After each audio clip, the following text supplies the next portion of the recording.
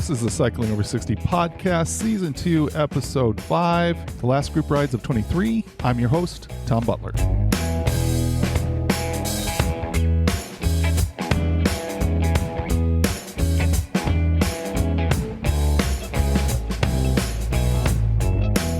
I am now 39 days from the end of my 10-week program to lose 20 pounds in preparation for my next cycling challenge. This week was frustrating. I spent a lot of time on the exercise bike because the air quality was bad. It has been a struggle because I have totally lost the routine of getting out and cycling. However, I start the Great Cycle Challenge on September 1st, so that is about to get me on the bike consistently. I'm looking forward to all the fun that comes with the Great Cycle Challenge, for sure. A plus is it has been raining lately, so the air is now clear. I'm sorry to say my weight loss stagnated this week, so I am going to need to burn some calories on the bike over the next month if I'm going to make this 20-pound goal. I provided support for Garen last weekend as he rode from Seattle to Vancouver, BC in the Cascade Bicycle Club ride known as RSVP, or Ride from Seattle to Vancouver and Party. It was really tough watching all the riders and not being a part of it. However, I think I would have really suffered on the ride. At the end of the first day, Garen felt really hammered by the climbs and by some really fierce headwinds. It is so disappointing, but I think I would have never been able to finish the ride. I'm going to ramp up my efforts to find a way to increase my climbing strength and endurance. I got a good lead on a coach, so I'm going to reach out to her. Of course, I will share the conversations I have if she takes me on to help me get stronger.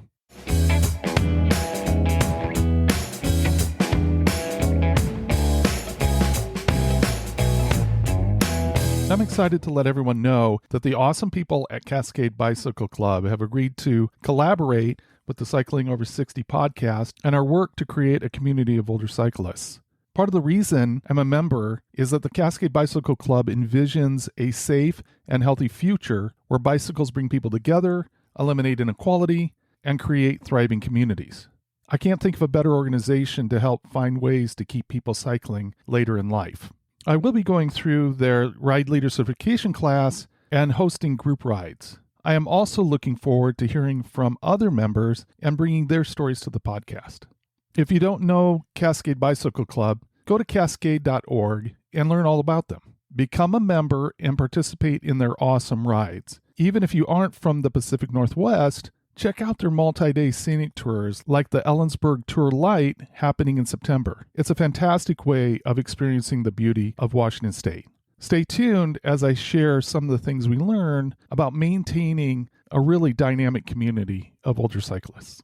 I am always interested in the behind-the-scenes work that goes on for Cascade Bicycle Club to create such awesome events. It is great that Allison Pringle, a rides and event producer from Cascade, agreed to come on the podcast and talk about their last two rides of 2023. Here is our conversation. I am joined by Allison Pringle from Cascade Bicycle Club, and it's an honor to have you on, and I know this is going to be a fun conversation. I'm so looking forward. So thanks for joining us, Allison. Thanks for having me, Tom. For sure. There's a ton of questions I could ask, a ton of things I could talk about. We're going to focus on the last two remaining rides for 2023. There have been a lot of rides that have happened, and now we're down to these last two. If you could start out by just talking about your role at Cascade Bicycle Club, I think that'd be great. Yeah, I am the event producer for Cascade Bicycle Club. And what that means is that I am assigned 4 different rides that I am in charge of planning the routes, helping with our marketing and communications team to market the event, working with vendors, deciding where the parking is, deciding all the swag, all the nuts and bolts and logistics of the event. That is my role at Cascade, is to put on these events and then also support our more epic events and other smaller events that we have throughout the events calendar, such as STP and RSVP rides. Well, you guys are superheroes in my book. When I experience Cascade events and people talking about Cascade events, it always gets such glowing reviews. So good job to all of you.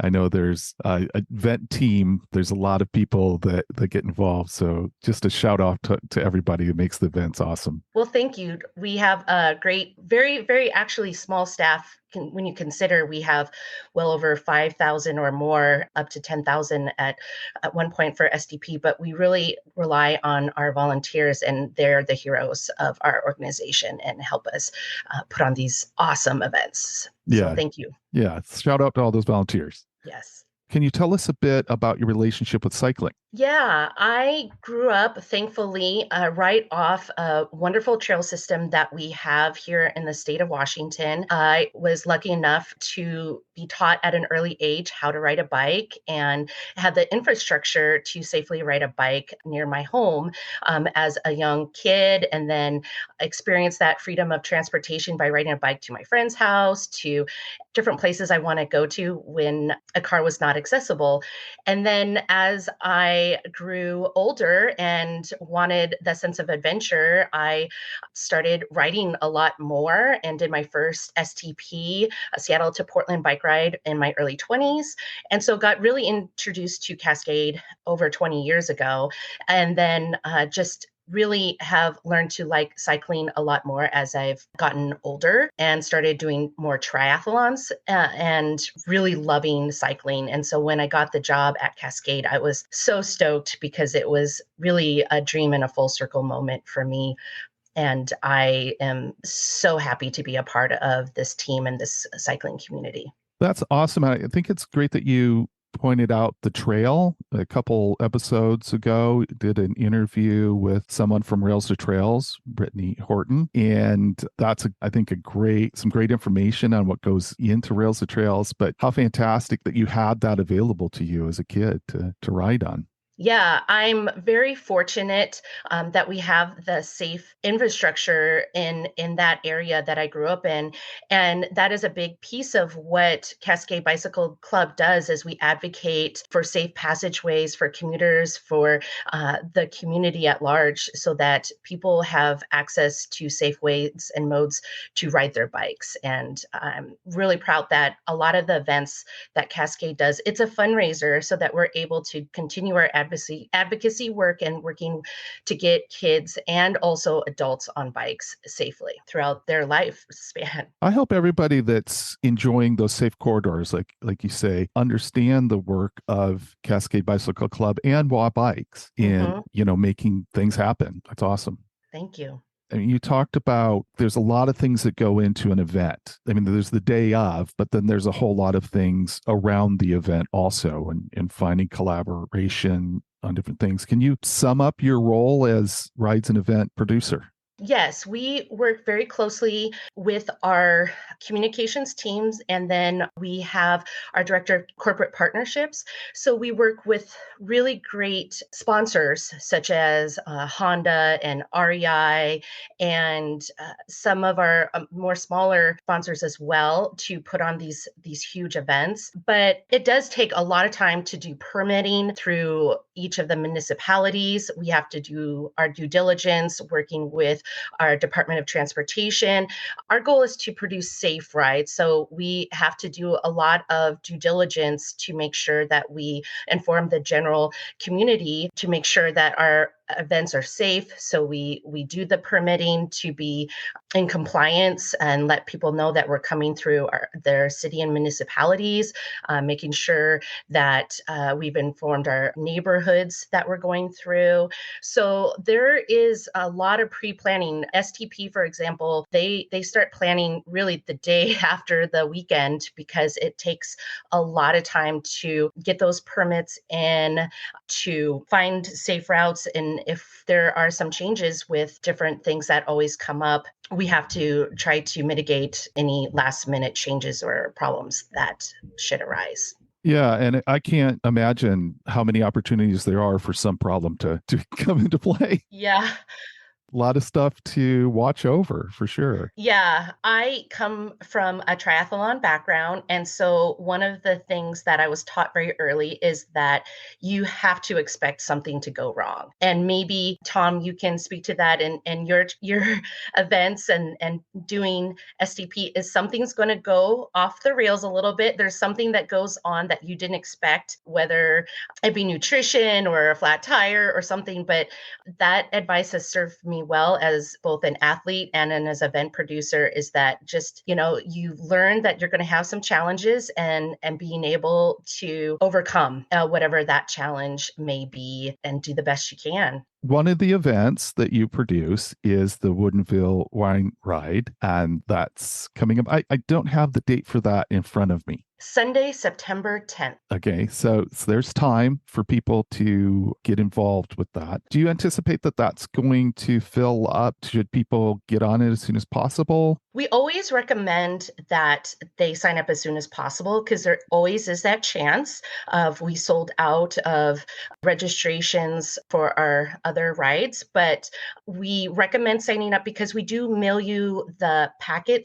We mail the maps, we mail your bib and all the important piece of information. So it allows us enough time for the mail system to work and you get your stuff so that you're not at the last minute the day of trying to figure out where your packet is. So we always recommend people sign up as early as possible. We expect around 800 riders for Woodinville Wine Ride. It's a super fun event and we work really closely to showcase that Washington is a great state to ride your bike, but also Washington is also known for world-class wines. So we really are excited to partner with some of the wineries in the Woodinville area, which is just right outside of Seattle. And it is mostly flat. And I know how much you like flat, Tom. Right. Mostly flat, like 500 feet of gain for over 20 miles, but mostly on protected trails through the Sammamish River Trail system. And there's a little bit of gravel ride, but we've really tried to make this a safe, family-friendly event that's fun. So it's kind of one of those events that everyone should be able to do that, even if they're not a seasoned athlete that does 50-mile rides over the weekends. There's stops, there's food, and it's just a fun way to get on your bike and taste a little wine and just have some fun on a weekend. What are some of the specifics of the ride? Like, where does it start? Where does it end? Kind of what people are thinking about it. What things should they keep in mind in that respect? Yeah, so the event starts and ends at Black Raven Brewery. And I know that sounds like not exactly a wine theme, but when we were talking about logistics earlier, trying to park 800 cars in the city of Woodinville, which is incredibly dense, it presents some challenges. We had a partnership with a winery that we had for many, many years, and unfortunately they closed. So we had to come up with a new start and end location that had the capacity to park that many vehicles. Hopefully people also ride to the start line. But we have a rolling start, meaning that it's not like a tour start. So you can start anywhere from 10 to 10:30 in the morning. So it's at a reasonable time. Part of the reason we start these events early is, again, we're trying to mitigate any contact with cars or vehicles. So we try to start a little bit earlier and also on Sunday when there's typically less car traffic. And so the riders will start at Black Raven and they will have a route that will be marked.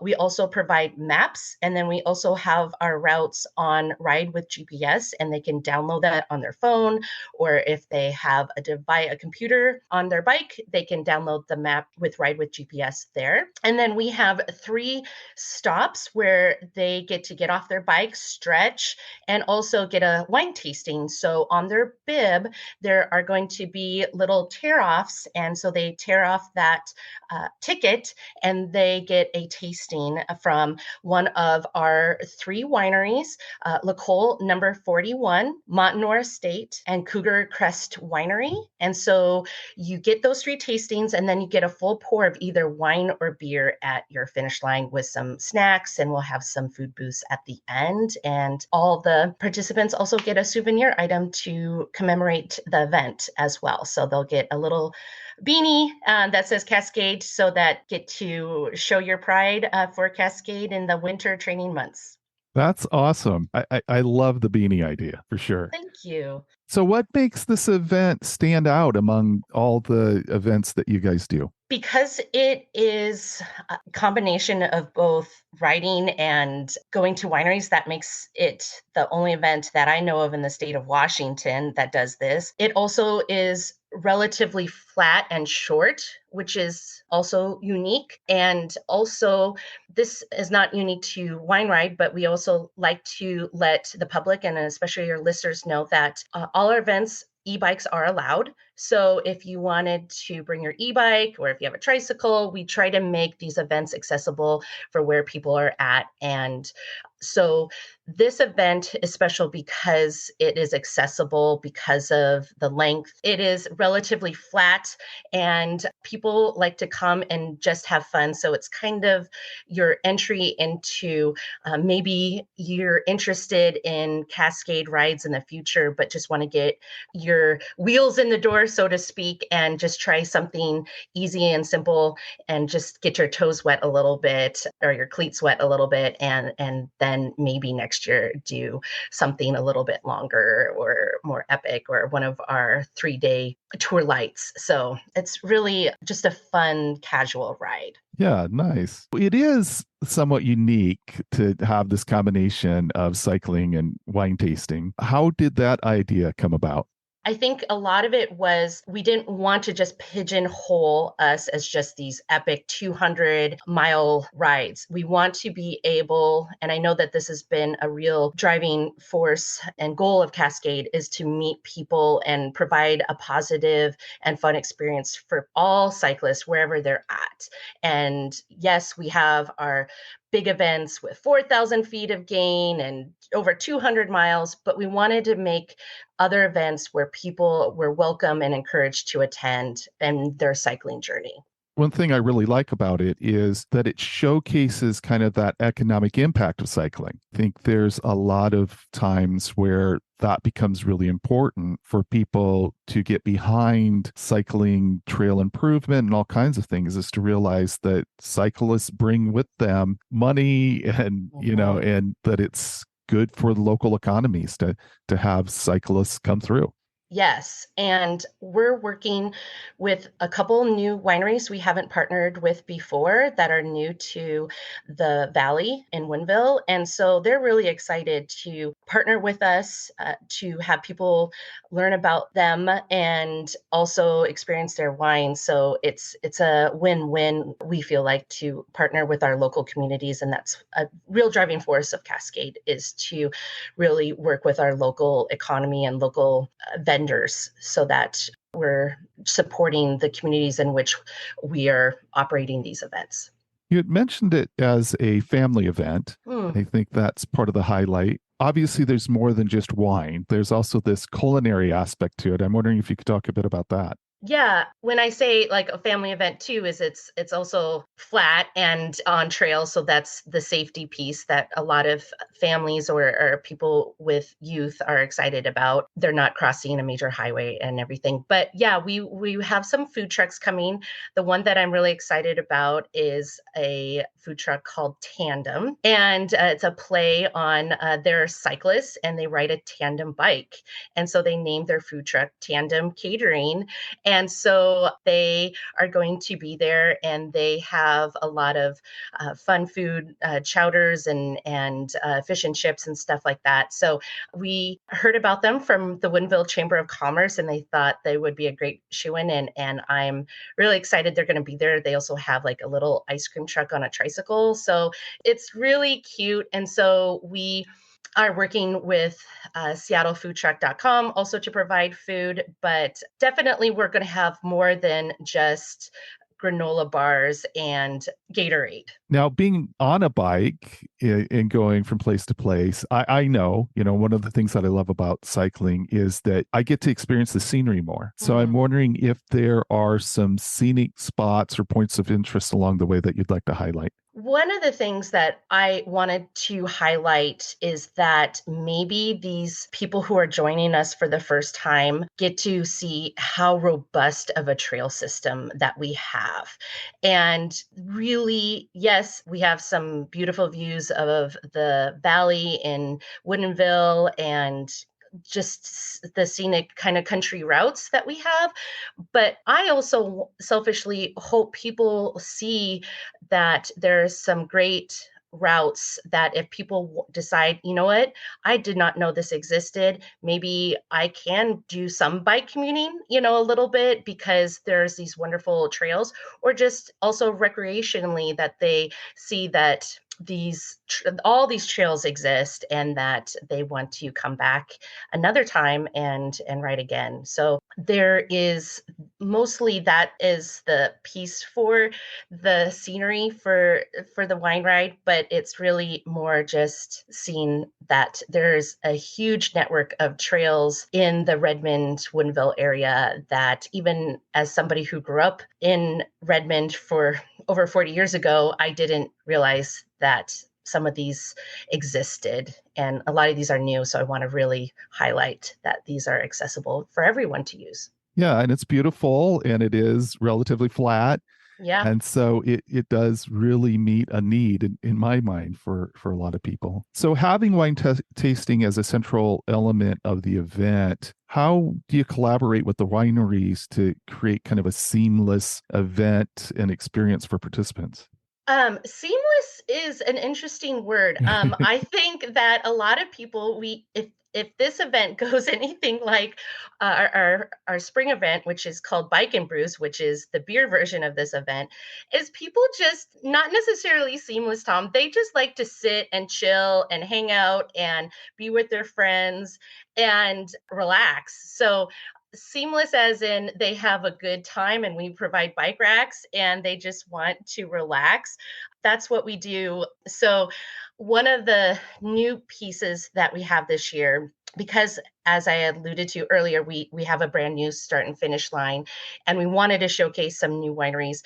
One of our rest stops is actually a combined wine stop. So we are going to be in a brand new area, and it's right off the trail. So before, people had to go off the trail a bit, get through a little bit more congested road cycling. And I, as an event producer, had the freedom to say, why don't we try something different this year and go to this new section, invite some new wineries and see if they would be interested in partnering with us. All of our wineries are great. They give us a little bit of a discount since we're a nonprofit. So we're really, really thankful that they can do that, so we can pass along a not exorbitant registration fee. But we are doing this route so that it's right off the trail. We'll have a bike rack parking and they just walk up a flight of stairs into the tasting area. So it is try to be as seamless as we can to get people on and off their bikes safely and then continue on their way to either the next stop or the finish line. Well, I think that sounds really seamless compared that if you wanted to visit some wineries on your own, there'd be some logistical things you'd have to work out. But, knowing that you can ride up, there'll be Yep. bike parking, Yep. you can go in. I think that's wonderful. And it really does sound like a moving party on two wheels, right? So, Party. It really is. I am really everyone's smiling at these events. People are just to have fun. It is like a catered training day in some sense, with a little bit of wine too, but we provide rest stops with bathrooms and food, and we're trying to get some entertainment. I know one of the stops will have live music. So it's just a party on a bike. right. This is kind of a strange out of the box idea. I don't know if you're familiar with Bob Roll, but he's always talking about wine when he does the Tour de France. And I think that it would be awesome that every year before the wine ride of Woodinville, that he gets a bottle of Washington wine and say, here you go. This is what we're offering. Love it. Love it. Love it. I think that's a great idea, Tom.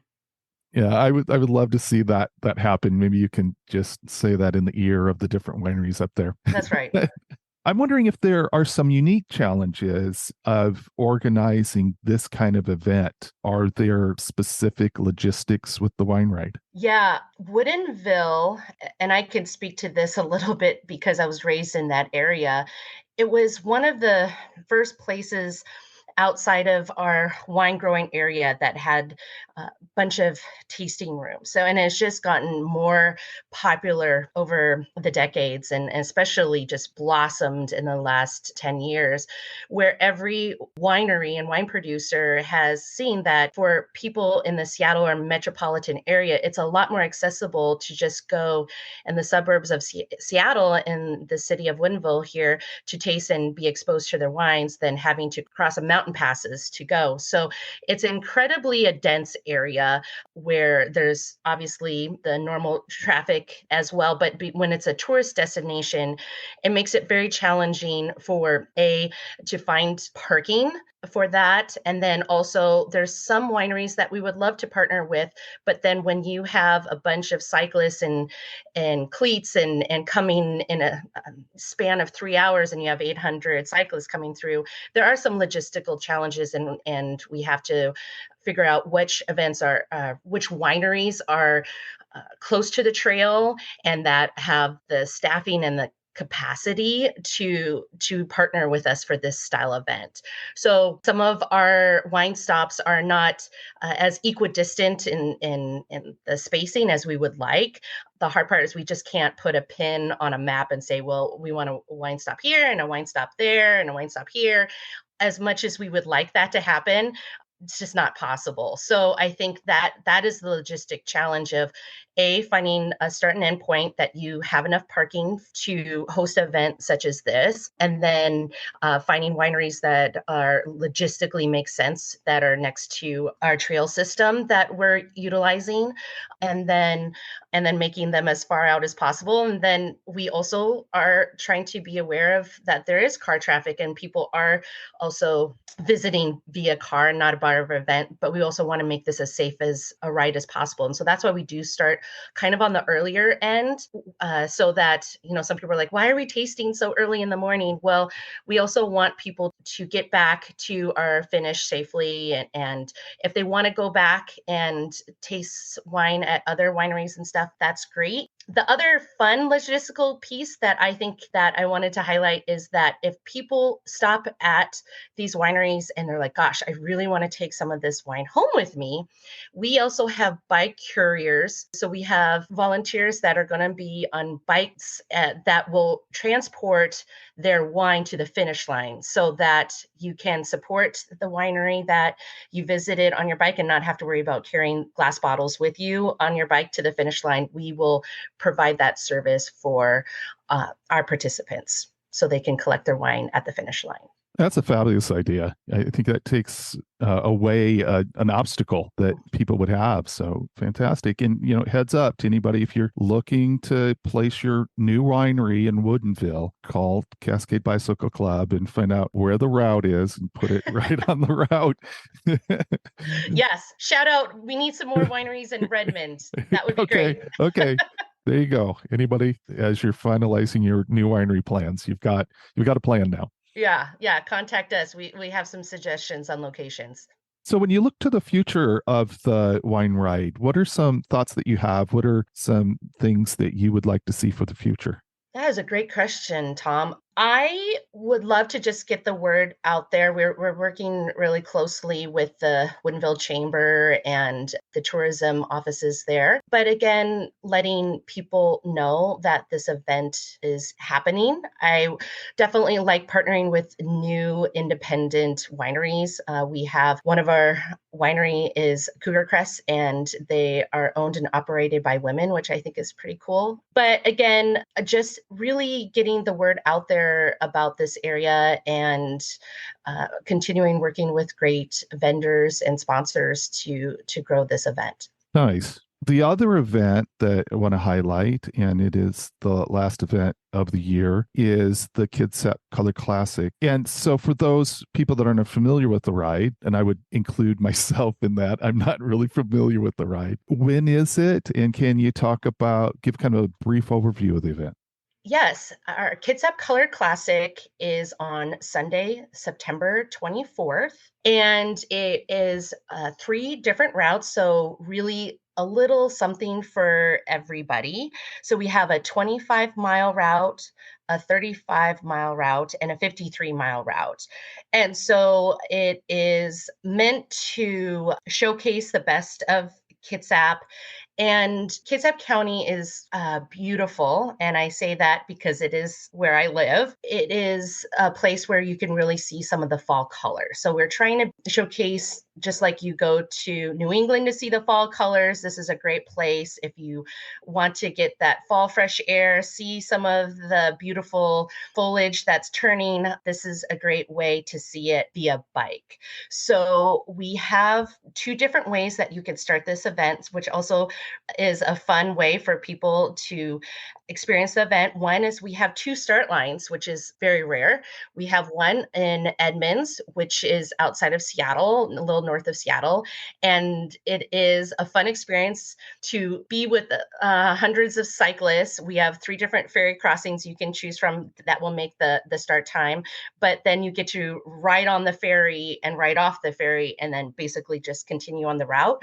Or if you wanted to just start in Kingston, you can do that as well and start your event in Kingston. The three routes do have some elevation. So it's kind of the opposite of the wine ride where wine is flat and mostly trails. It is open road for almost all of the routes.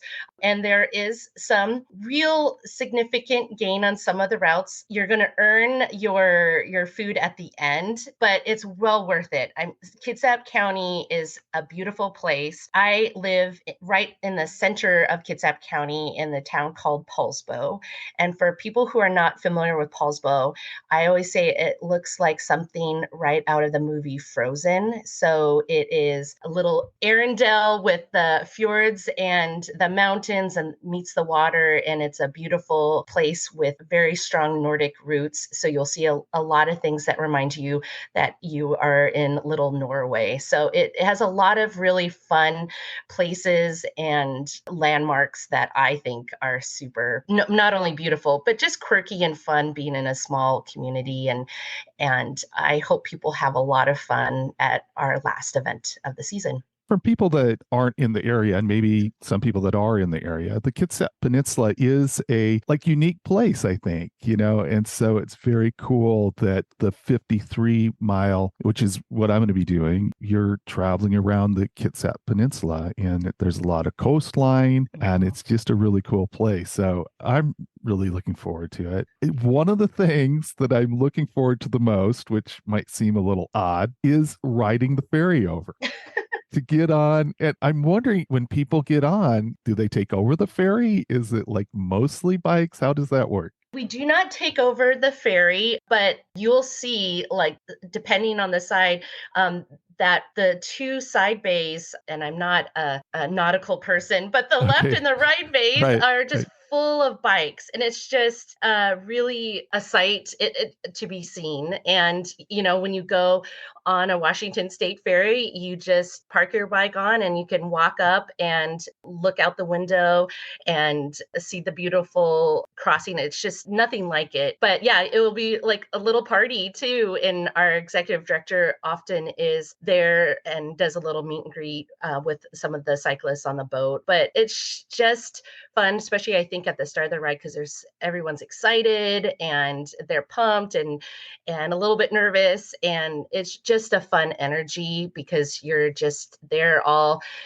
trying to accomplish the same goal of doing this event. Yeah, just pouring out of the side bays of the ferry onto the road together. That again, I'm really looking forward to that. I think that's going to be really fun. What I really like about this event and what we're trying to do in the future of this event, especially and some of our other ones, is we work with both affinity groups and community groups to help support these events. Kitsap County is a distance and a ferry ride away from our headquarters in Seattle, and where a majority of our volunteers. They travel a lot to our different events for us.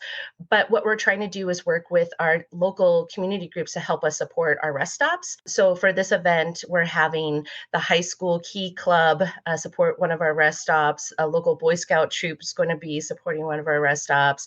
A triathlon group is going to support one of our rest stops. So we're trying to, again, work with the local community, local mechanics, everything to really give a flavor and really be a community supported event. We are definitely trying to be a very community focused event. The food vendor we're working with is a brand new family owned business that's just trying to get off the ground. So again, it feels good to me that we're really very community and locally minded and focused organization. And we really take pride and put a lot of effort into making that possible. Yeah, and just heads up to anybody that's doing the ride or anybody that's thinking about doing the ride, bring some cash because you'll have an opportunity. I learned that on the SDP. You'll have an opportunity to support some local groups, and it feels really good, and they're fun to interact with, and it's a good time, feeling a part of the community in that way. How many riders do you expect? I know there's like 3 different distances. How does it break out, and how many riders do you expect? We expect about 1,000 riders for this event. It is an interesting thing because people always change their minds at the last minute on which routes they do. And of course, it's very weather dependent. September in the Pacific Northwest can be beautiful and sunny. And then we can also get our rainy days that also make us known for being in Seattle. But we also say, nobody's locked into any one route if they decided to switch routes for any reason. The short route is 25 miles. So if you don't have a whole lot of time, that's a great route to get a beautiful view of Hansville. And there's a nice little place that is a park right off the route that we encourage people to go to called Point No Point. It's a beautiful views of Seattle and a very picturesque place. That one still has some hills and some tight turns. So we do recommend people make sure that they know it's still some elevation on the and some challenge there. So if you still want a challenge but don't have a lot of time, the 25-mile route is a great, beautiful route to take. The 35-mile route, it starts at Kingston and then they continue on to Port Gamble, which is a cute scenic town, and we'll have a brand new rest stop there that a lot of our riders in previous years really wanted to have. So this is the first year we're having a rest stop in the town of Port Gamble, and then it goes down to Paulsbo and then loops back up to Kingston. And then for those who want the epic challenge and really get the best of the full Kids Up experience like yourself, is it starts in Kingston, goes to Hansville, and continues that from the 35-mile route and goes through Port Gamble, Paulsbo, and then also Suquamish, which is a nice, cute little town as well, and then loops back up to Kingston to complete your 53-mile experience. Well, I am looking forward to it, and I'm actually looking forward to the challenges. There's something about riding in the rain that adds an element of a little bit of a challenge, but also like you're together in kind of this challenge. I would like it to be sunny. Yes. I would like it to be perfect weather, perfect temperature, everything, but it is a fall ride, and it adds to kind of the whole ambiance of the ride if it's a little rainy, I think. Yes. So I always recommend people who are preparing for this event, maybe if we have a couple rainy days beforehand, try riding a little bit in the rain so that you're not caught off guard and not scared, or, again, mitigate anything new on your event day. We always hope it's a nice, beautiful fall, crisp day, but it should be fun. And we'll have donuts at a rest stop in Paulsbo. It's just a beautiful route. I can't say enough about where the mountains meet the sea. It's just a sight to be seen, and there's no better way to experience that than by bike. Some of these communities are relatively small communities, and I'm wondering about what the feeling is that people get, like coming through, a bunch of cyclists coming through these areas. Are the communities pretty engaged in having the Color Classic come into their area?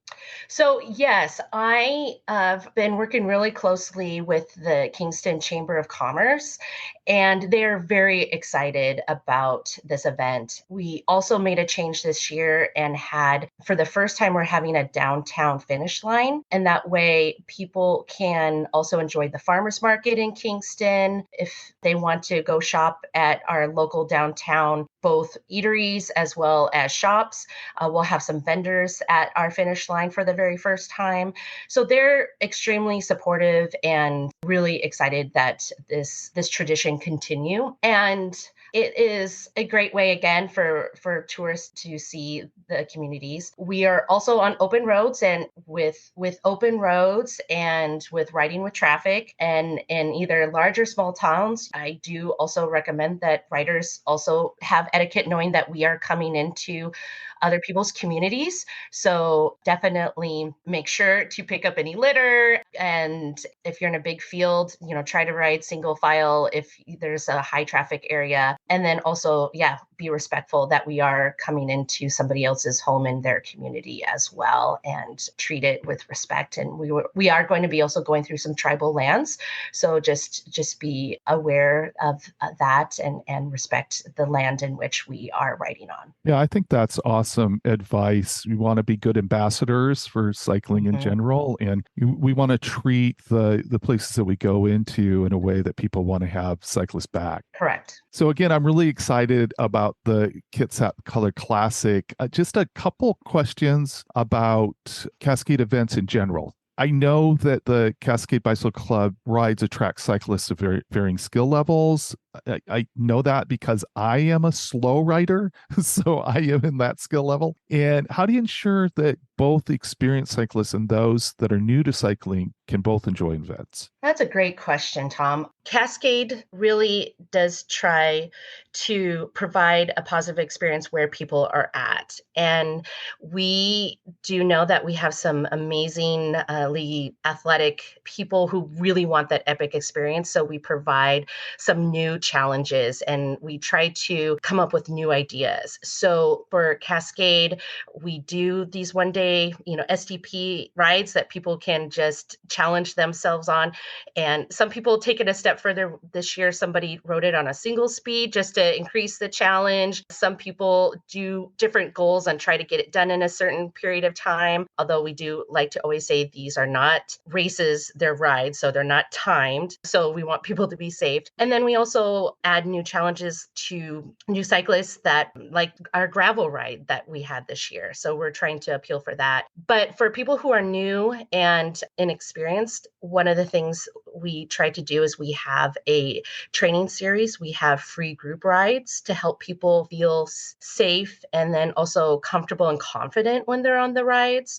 We also allow e-bikes on all of our events. We want these rides to be accessible. And if some people are like, I would love to do Kitsap Color Classic, but I know I'm at an age or an ability that I cannot do it on a traditional bike, the e-bikes are a great way for people to have that experience and then also get a little bit of assistance through the electronic boost that you get through an e-bike. We provide rider support. So if you have any problems, you bonk on a ride and you just can't make it to the finish line, we have a ride support number on all of our events that we put on all of our pieces. So if you have any mechanical issues or medical issues, besides calling 911, if you just need any kind of support, we're there for you. And then we also have volunteers that are on bikes called Outriders at all of our events. And they're there again to provide immediate assistance and patrol the routes via bike, as well as our SAG vehicles that are monitoring our events as well.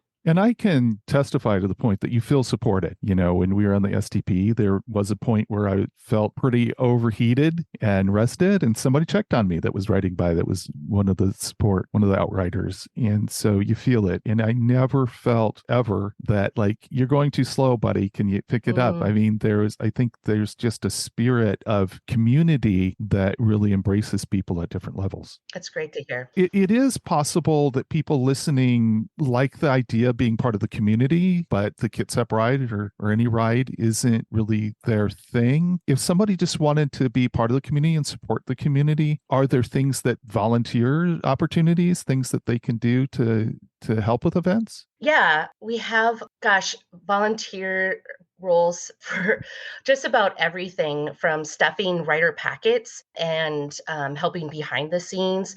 We have an ops center. So it looks like something out of Mission Control from a space launch. We have a bunch of volunteers on computers who are the people when you make that call that you need ride support. They're the ones that are answering on the other end of the line, which I think is just absolutely fantastic that we provide that service 365 days a year. Pretty much we have I have a fabulous volunteer who helps me with graphic design for some of my maps I produce. And so we really have a lot of volunteer roles that really we just could not do these events without the support and energy of our volunteers. So we have 2 volunteer coordinators, and they are really great at plugging people in and where with the time and the gifts that they bring to the organization. So I know you have been a very big advocate of our pedaling relief project, and some people, if they don't want to do these events but want to ride, they can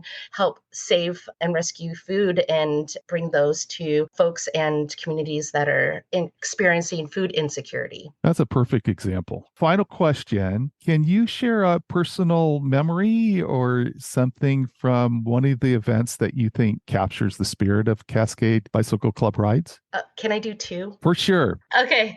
The first thing that comes to mind is at STP this year, 2023, I was working the day before the event. Folks are allowed to bring their baggage in early to drop off if they're camping or whatever, or rack their bike the day before so that it's all ready to go. And I had a group of women that all came from all across the nation to do this event. So Boston, Chicago, Colorado.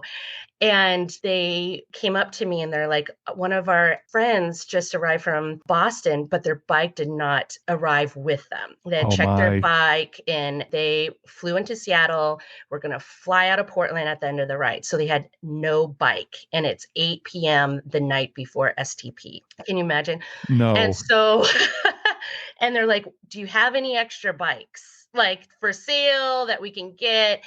And so I said, let me talk to our executive director. And our executive director made some phone calls after 8 o'clock at night and got this woman a bike at the start line and fed them. They all came in and he got them food, and just really, again, Fantastic. worked with some of our community partners to make sure that this woman had a bike at the start line in less than 12 hours, and so that was really a cool experience, and see the community that, we will make this happen. And then the second one is a man named Tom Ahern was unfortunately paralyzed in a skiing accident, and he decided to take on a challenge, and he's still, as he calls himself, an adrenaline junkie. And so he got an adaptable bike where he can bike via his hands, a hand cranked bike. And so his goal this year was to do STP 206 miles on a hand cranked bike. And so he had been preparing all year long, and we'd see him at different events and saw some of his excitement and also trepidation about, gosh, can I actually do this? And so I'd seen him in a couple of our events leading up to STP and just was so inspired by his determination to do this, and saw him at a Century Ride a little over a month before it, and still really, really nervous. Can I actually do this? And then I got to see him at the end, and I started crying. I was just so proud of him to take on this goal and just complete it. And I was a mess. I just was so inspired by his tenacity and spirit. And I was just like, this is really, really excited for him and his cycling journey and all the challenges that he's taken on. He did an event called Ride the Hurricane and rode up a mountain, Tom, on a hand crank bike. And so I was again, he's not done. We have not heard the last of Tom. He's just an amazing guy, and I'm so glad I got to meet him through these events. Yeah, what an inspiration that is. Well, Allison, I am so thankful you came on and talked about these events and just kind of shared your experience and your perspective.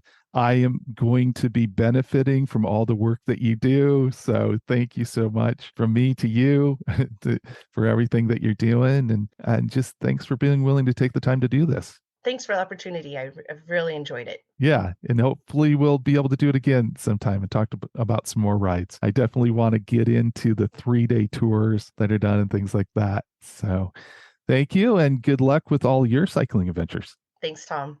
All right. Bye-bye now. Bye.